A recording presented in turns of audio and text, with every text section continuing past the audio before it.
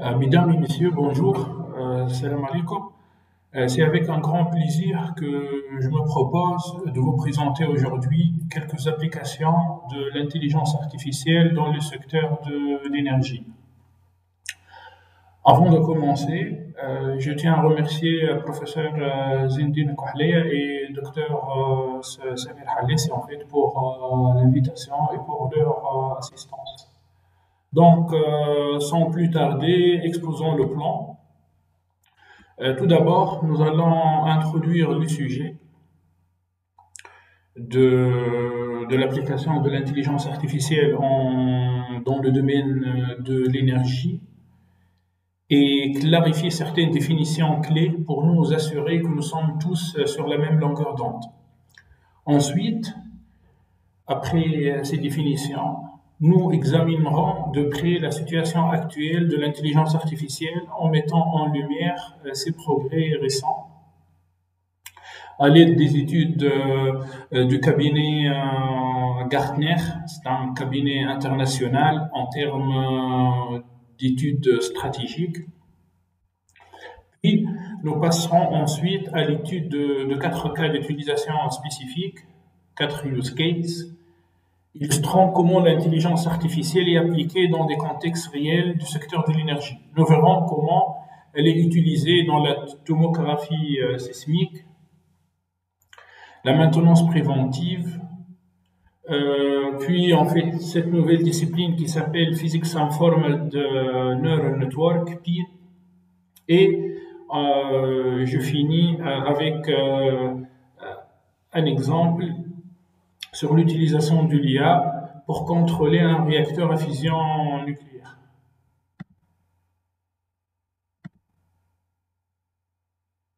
Commençons alors par quelques définitions. Rapidement, j'imagine que les collègues et les présentateurs qui m'ont précédé, ils ont expliqué ces termes de manière très claire.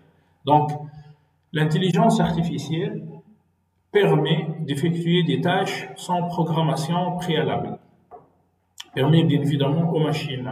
En d'autres termes, elle vise à reproduire des capacités cognitives humaines chez les machines.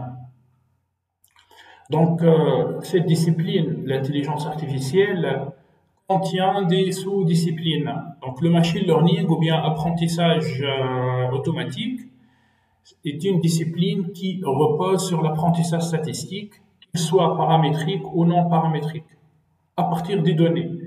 Le machine learning permet à un système de réaliser des prédictions ou de prendre des décisions sans être explicitement programmé pour chaque tâche spécifique. Donc, dans le machine learning, on trouve en fait une sous-discipline qui est le deep learning, ou bien apprentissage profond, qui est une branche spécifique du machine learning qui utilise des réseaux de neurones profonds pour apprendre à partir des données non structurées ou peu structurées, spécialement les images et le texte.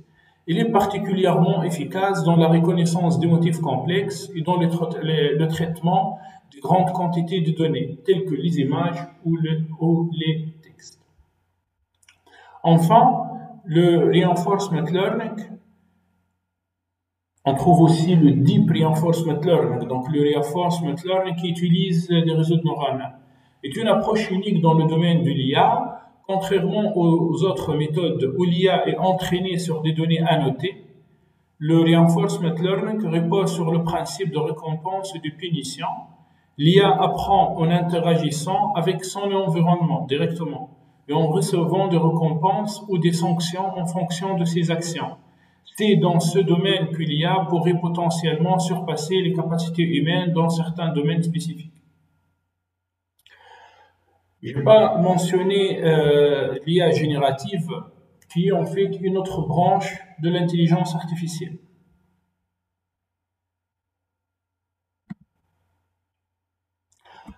D'un point de vue technologique, les projets en sciences de données et en intelligence artificielle se caractérisent souvent par une complexité relativement élevée, qui peut parfois même atteindre un état de chaos.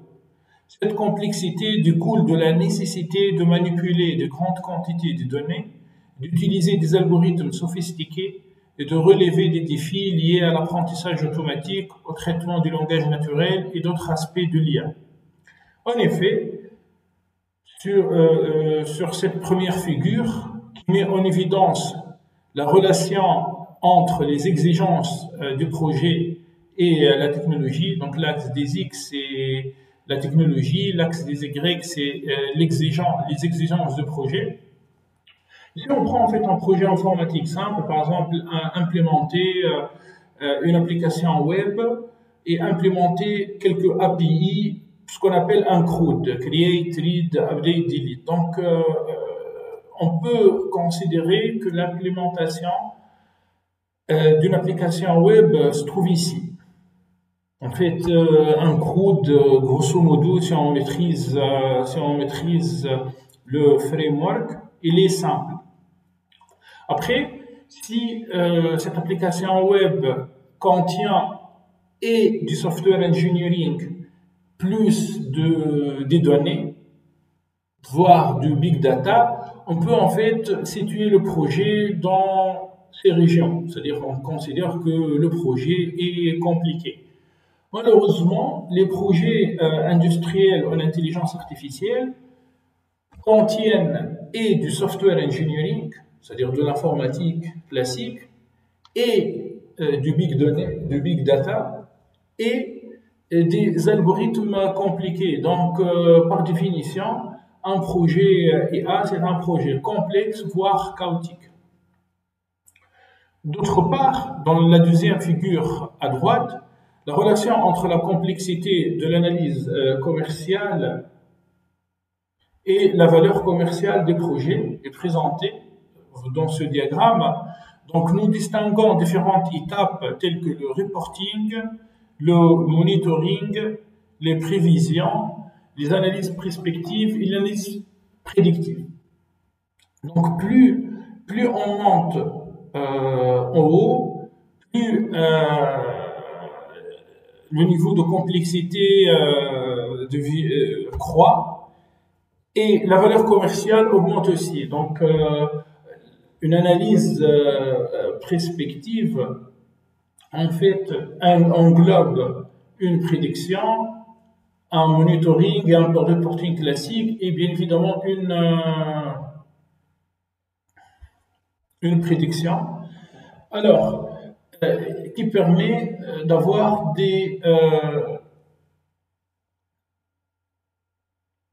une valeur du projet IA, une valeur très avancée,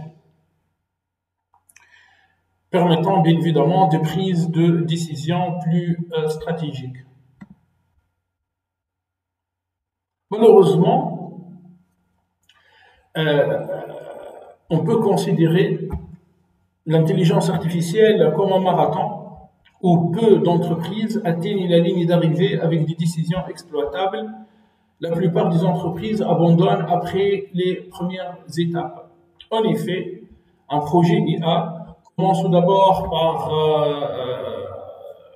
par une étape, ce qu'on appelle de business readiness, c'est-à-dire on vérifie est-ce que l'entreprise est prête à relever le défi. Est-ce qu'on peut appliquer déjà des algorithmes IA? Est-ce qu'il y a déjà des données ou pas? Car s'il n'y a pas de données, on ne peut pas travailler, on ne peut pas appliquer les différents modèles ML, DL, IA. Après, on passe à l'étape de business understanding, on comprend le métier. C'est-à-dire, est-ce qu'on va appliquer ces algorithmes en finance, ou bien en énergie, ou bien en télécommunications, ou bien dans un autre domaine. Après, on commence par collecter les données. Là, on peut considérer que, c'est-à-dire sur un lot de N entreprises, 100% d'entreprises essayent de collecter les données. Puis, on commence à avoir des soucis. À partir de la préparation des données, on va trouver des difficultés dans la préparation des données, puis on va trouver des difficultés dans la partie visualisation des données, et puis encore des difficultés dans la partie analyse des données. après la communication des insights trouvés dans les données, finalement, la prise de décision à partir de ces données et vraiment la collecte d'une vraie valeur. Malheureusement, peu d'entreprises implémentent des projets IA qui apportent de la vraie valeur. Passons maintenant à la situation de l'IA actuellement. Donc là, sur 2 slides, je vais vous présenter la situation en 2021, puis son évolution en 2023. Je vais utiliser un benchmark. C'est un diagramme qu'on appelle le Hype Cycle for Artificial Intelligence. C'est un cycle, c'est un rapport publié par Gartner tous les ans. Donc en 2021, selon Gartner, le machine learning, le deep learning et le traitement de langage naturel, le NLP, et le développement des chatbots ont entré officiellement dans une zone dangereuse de turbulence, souvent connue par the truth of disillusionment, ce qu'on appelle en arabe marhalat khaybat al-amal. Donc on est là.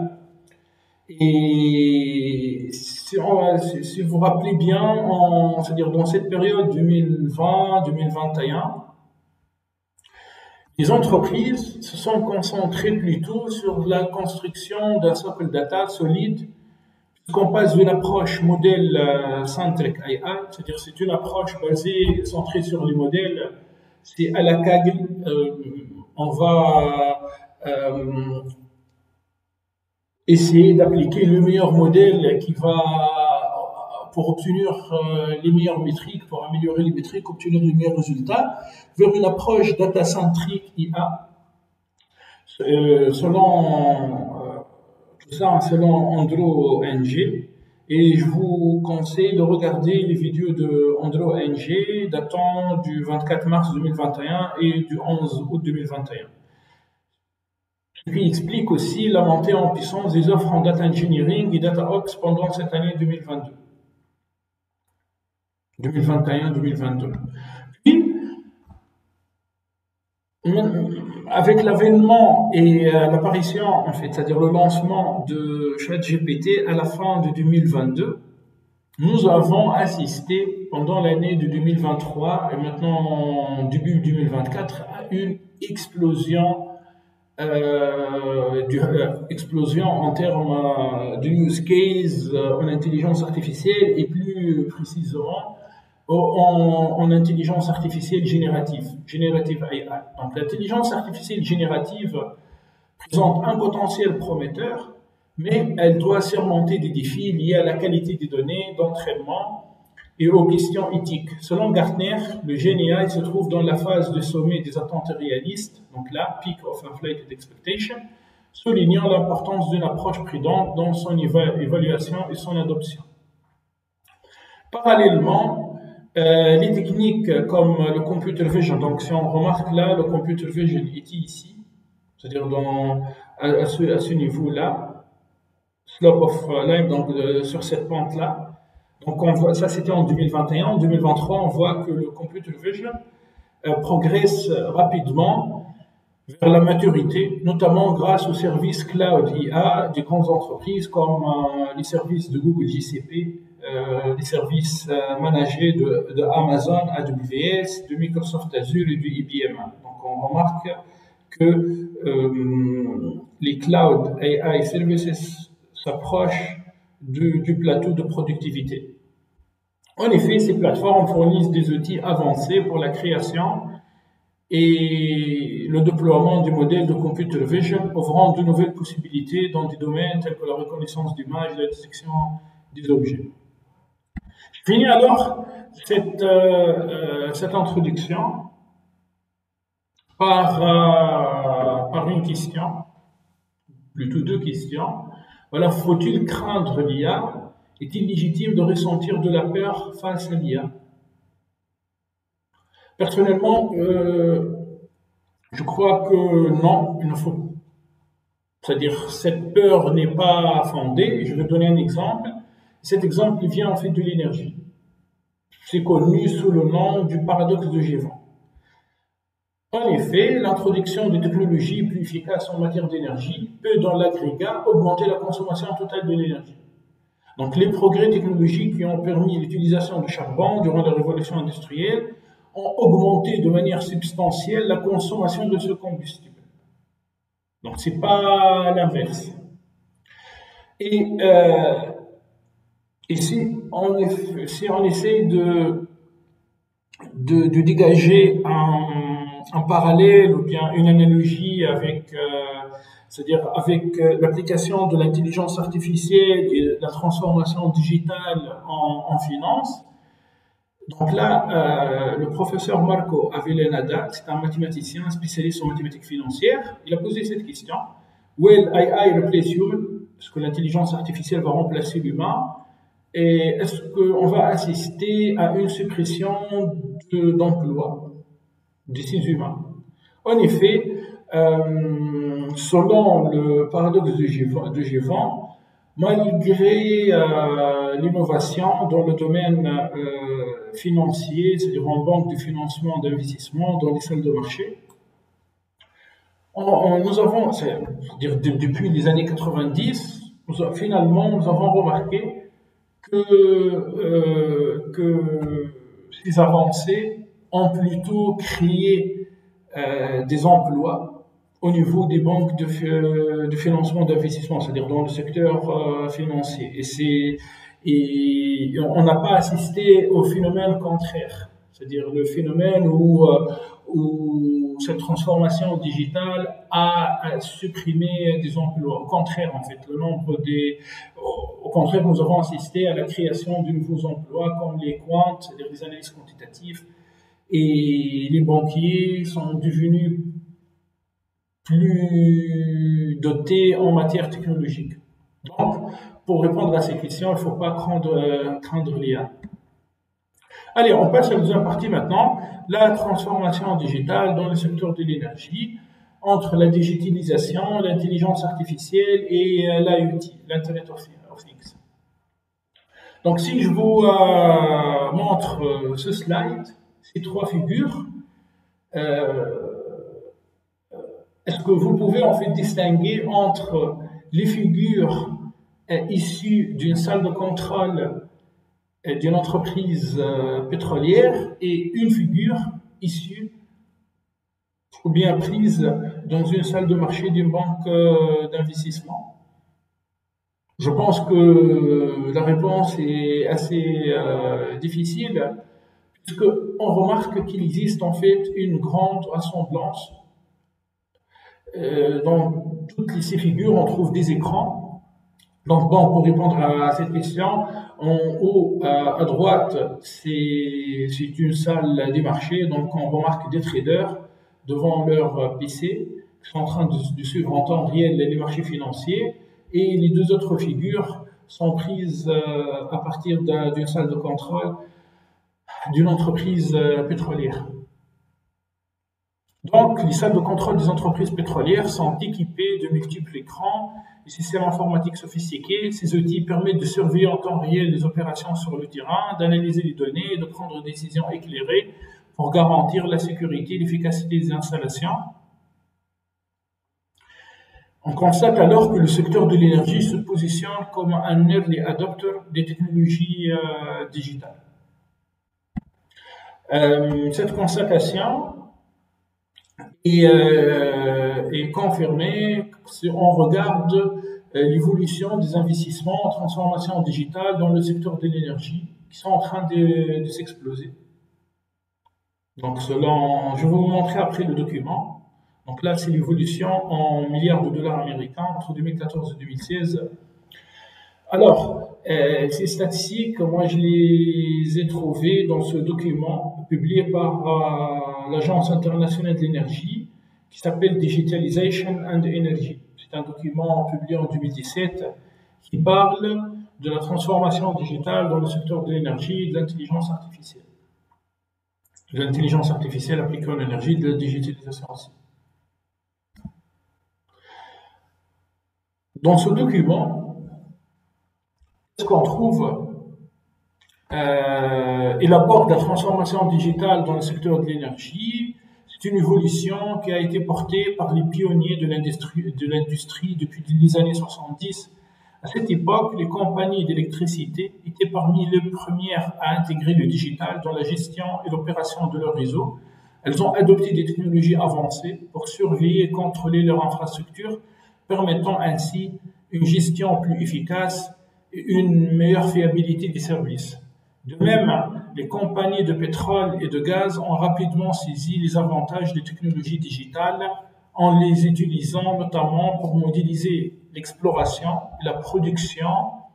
L'acquisition de puissants ordinateurs a permis de créer des modèles numériques sophistiqués connus sous le nom de Digital Twin ou jumeaux numériques.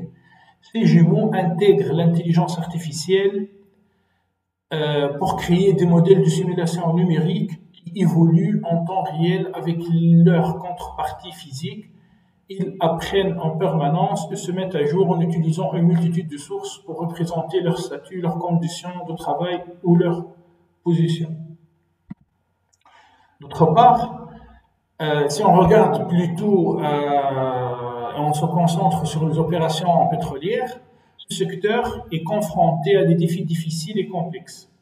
En effet, les opérations pétrolières se déroulent souvent dans des environnements extrêmes tels que les déserts, les régions froides ou en mer profonde, rendant l'accès aux installations difficile et dangereux. De plus, la nature même des opérations comprenant l'exploration, le développement et la production implique la gestion d'une quantité massive d'informations, avec des millions de données à traiter chaque seconde. Les opérations pétrolières sont également caractérisées par leur continuité, nécessitant une surveillance et une gestion 24 heures sur 24, 7 jours sur 7, 52 semaines par an. Les incidents graves sont souvent liés à des facteurs humains, soulignant ainsi l'importance de la cybersécurité et de l'automatisation pour minimiser les risques. La maintenance préventive est devenue essentielle, permettant la détection des incidents de fonctionnement avant qu'ils ne se produisent, réduisant ainsi les temps d'arrêt et améliorant la sécurité des installations. En outre, la transformation digitale a permis une amélioration significative du taux de succès dans l'exploration des hydrocarbures. Certaines compagnies atteignent même des taux de réussite de 100%. Je vous donne par exemple l'exemple de l'entreprise Total ou bien ExxonMobil. Les technologies numériques ont également permis l'optimisation des coûts et une augmentation du taux de récupération des hydrocarbures, contribuant ainsi à une gestion plus efficace des ressources. En matière d'exploration, nous assistons à une généralisation des données sismiques en 3 dimensions par rapport aux 2 dimensions précédentes et même en 4 dimensions, en intégrant le temps comme 4e variable. Cette évolution permet une amélioration notable de la qualité et de la définition des informations, mais elle entraîne également une augmentation significative de la quantité de données à traiter. En ce qui concerne le forage et le développement, nous observons une complexité croissante des puits avec l'adoption des techniques telles que les puits horizontaux et multilatéraux. Les données acquises pendant le forage sont désormais transmises en temps réel, ce qui permet une prise de décision plus rapide et plus précise sur le terrain. Dans le domaine de la production, les progrès sont également remarquables. Les informations provenant du surface et du sous-sol sont collectées à l'aide de capteurs et transmises en temps réel, offrant ainsi une vision en temps réel de l'état des installations des réservoirs. Enfin, en ce qui concerne la recherche et le développement, la modélisation des gisements a atteint un niveau sans précédent avec la création du jumeau numérique des champs pétroliers. Je vais vous montrer quelques images pour illustrer ces jumeaux numériques. Parfois composés de milliards de cellules, ces modèles permettent une analyse approfondie des réserves et une optimisation des opérations, ouvrant ainsi la voie à des nouvelles avancées dans le secteur. Donc, par rapport à la gestion du changement, à la transformation digitale, il est toujours important de réaliser une analyse d'impact. Donc, c'est un diagramme qui contient l'impact en fonction des barrières de la transformation digitale. Et on remarque que l'efficacité opérationnelle d'une plateforme énergétique, c'est, disons, il a peu d'impact, mais il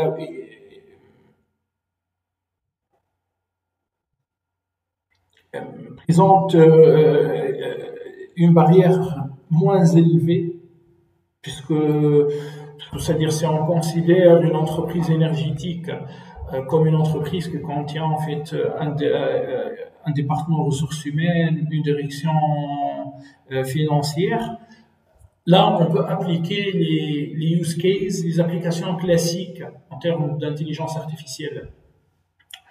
Donc il est simple d'effectuer la transformation digitale par rapport à l'efficacité opérationnelle d'une plateforme énergétique. Après, il y a la modélisation géologique, l'automatisation des opérations d'automatisation et l'optimisation. Ouais. Commençons donc par le premier use case. L'idée ici, c'est d'utiliser, enfin, c'est de modéliser une source émettrice à l'aide d'un problème inverse. Donc, on va utiliser des transducteurs mécaniques. C'est un système qui est lourd, qui va envoyer des ondes acoustiques au niveau du sol. Ces ondes acoustiques vont se propager. On va se situer dans une approximation, dite approximation optique. Donc, on va considérer que les trajectoires sont rectilignes. Et l'onde se propage entre une source symétrique et un récepteur avec une réflexion sur un milieu de position et forme inconnue. Donc, cette surface constitue le gisement pétrolier, d'accord?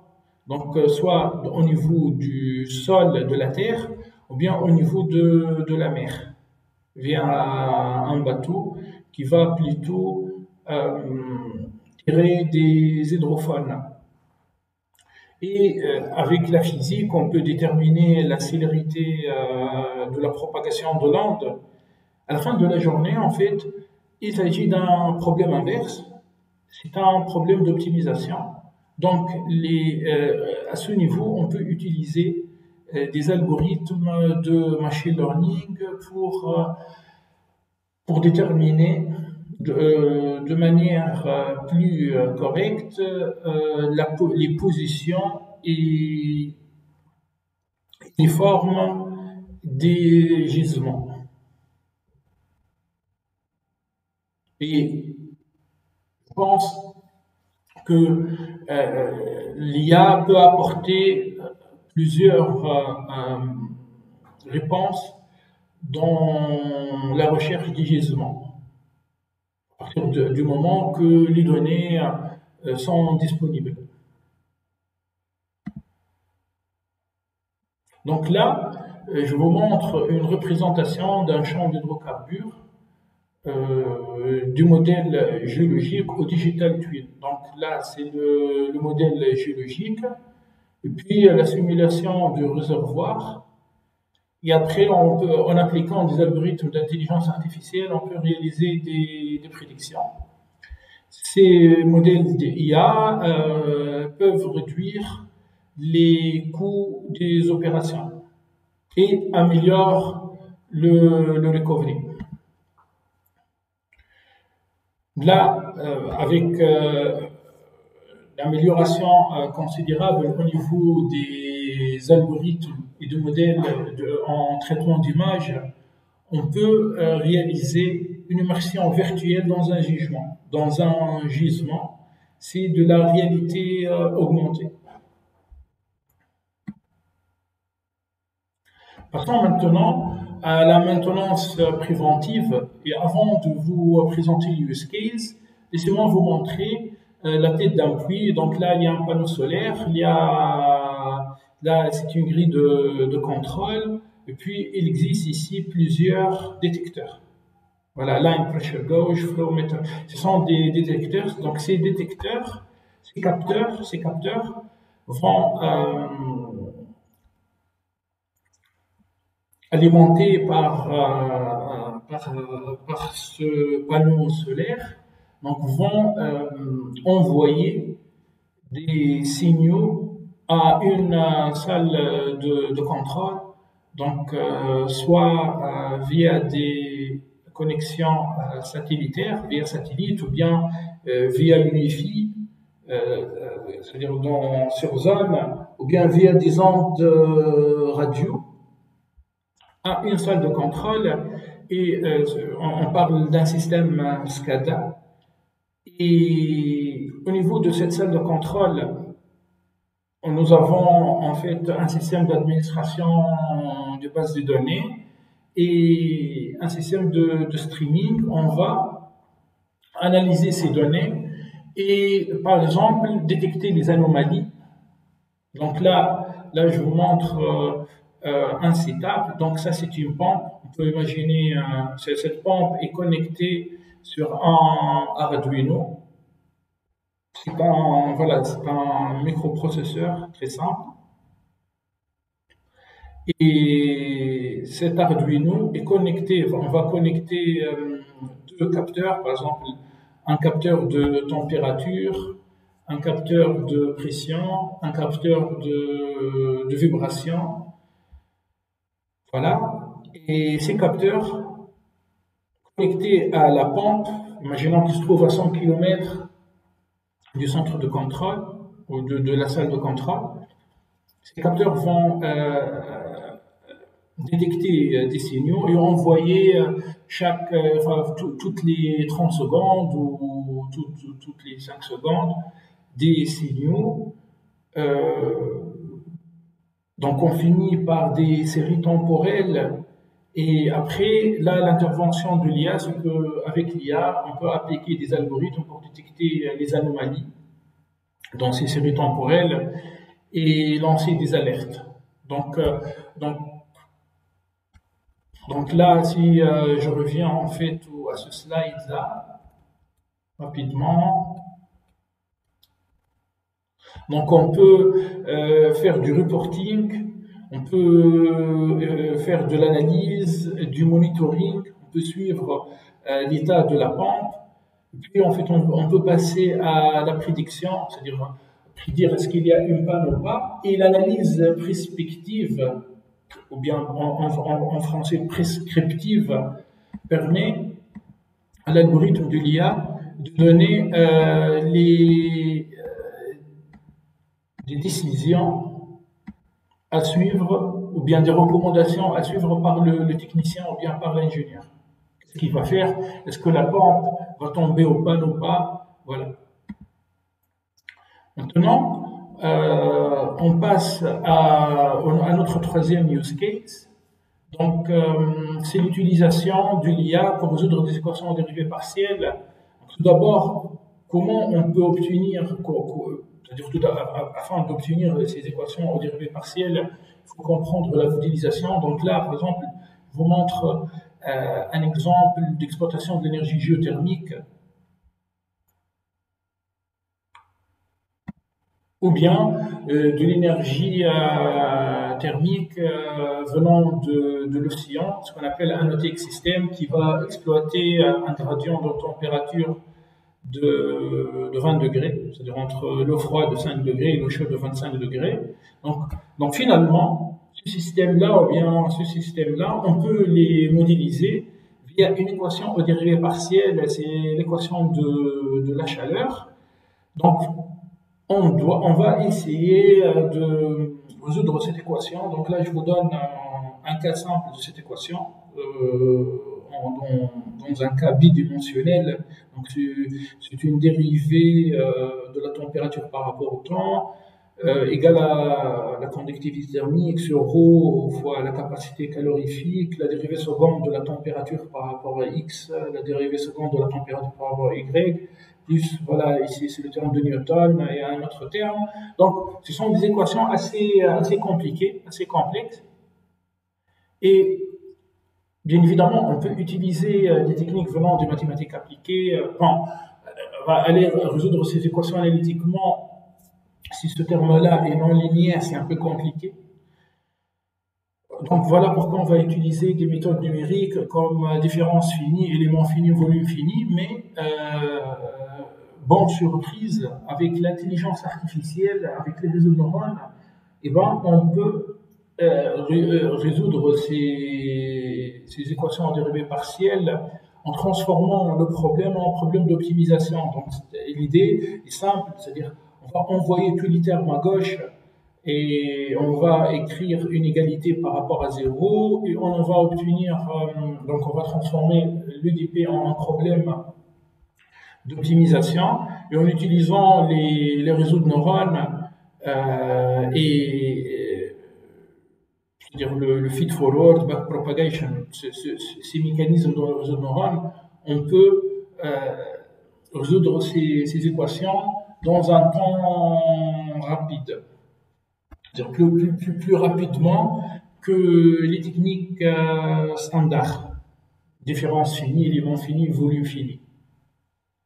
Par exemple, là, je vous montre comment on peut utiliser des réseaux de neurones parcimonieux. Là, c'est un réseau de neurones. En fait, on voit la couche d'entrée, la couche de sortie et les couches cachées à l'intérieur. Donc, c'est très compact, ce réseau de neurones. Et donc là, ça demande en fait 1 million d'échantillons, 500 000 connexions entre les neurones. Ça demande une carte graphique de 15 000 $.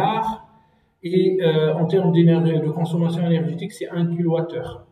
Par contre, en utilisant un réseau de neurones plus parcimonieux, donc moins dense, on peut obtenir les mêmes résultats avec uniquement 10 000 échantillons et uniquement sur un ordinateur traditionnel, hein, c'est-à-dire, et on peut réduire la consommation énergétique à 5,764 kWh.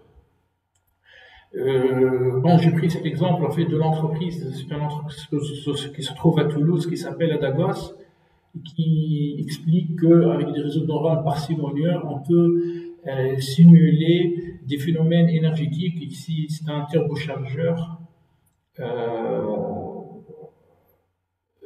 Plus simplement qu'un réseau de neurones compact. Maintenant, je finis avec le dernier exemple. C'est l'utilisation de reinforcement learning pour le contrôle commande d'un réacteur à fusion nucléaire, un tokamak. Ça vient de la Suisse, hein. L'article est paru dans la revue Nature. C'est Magnetic Control of Tokamak Plasma through Deep Reinforcement Learning. Donc en fait, un tokamak possède une géométrie torique qui permet de confiner un plasma de particules chargées.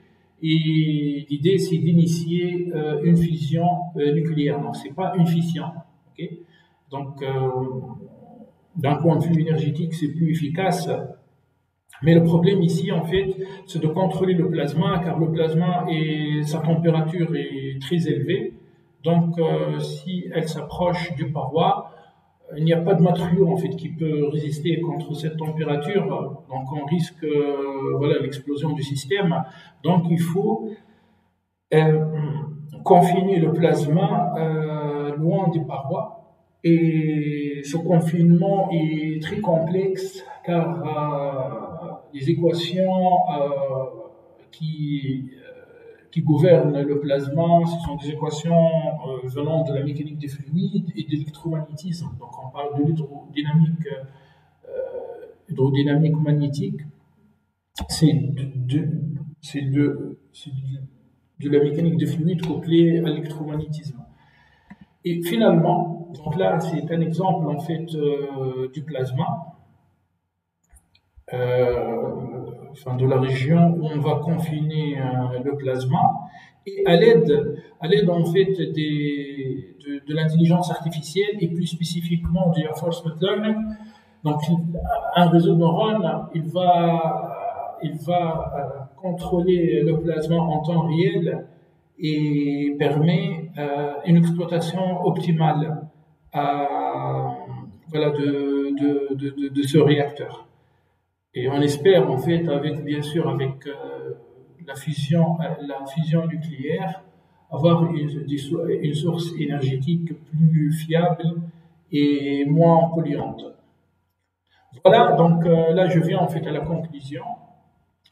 Et je conclus avec ce schéma qui montre une entreprise pétrolière, voilà, 100% connectée et intelligente.